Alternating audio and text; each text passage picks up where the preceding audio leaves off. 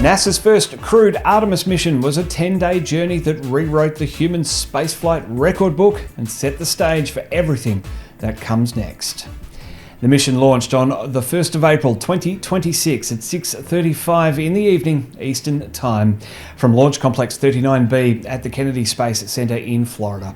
The Space Launch System, NASA's most powerful rocket since Saturn V, generated 8.8 million pounds of thrust, propelled the Orion spacecraft name Integrity to a precise trans-lunar trajectory. On board, Commander Reid Wiseman, pilot Victor Glover, mission specialist Christina Koch, and Canadian Space Agency mission specialist Jeremy Hansen.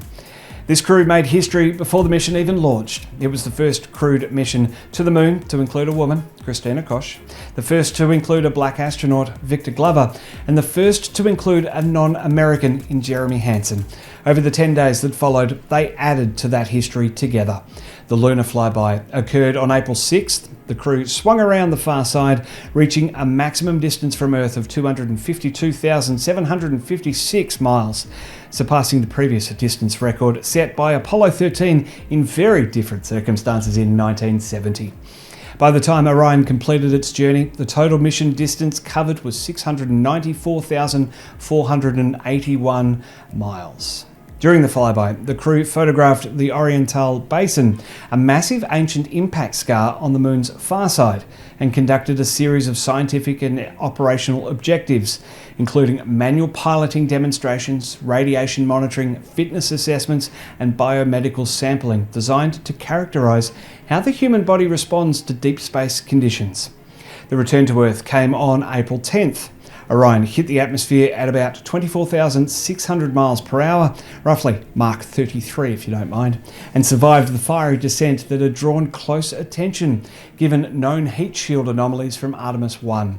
After a 6-minute communications blackout caused by the plasma sheath surrounding the capsule, contact was re-established.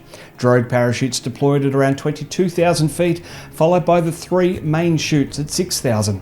Splashdown occurred at 5:07 in the afternoon Pacific time off the coast of San Diego, with the USS John P. Murtha standing by as the recovery vessel.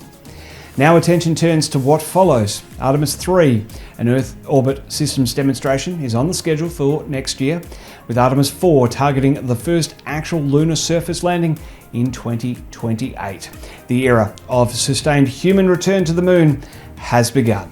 We're across your socials, so find Trek Zone Media and follow for more. Direct from the Trek Zone studio here in Brisbane, it's the Talking Science Daily Bar.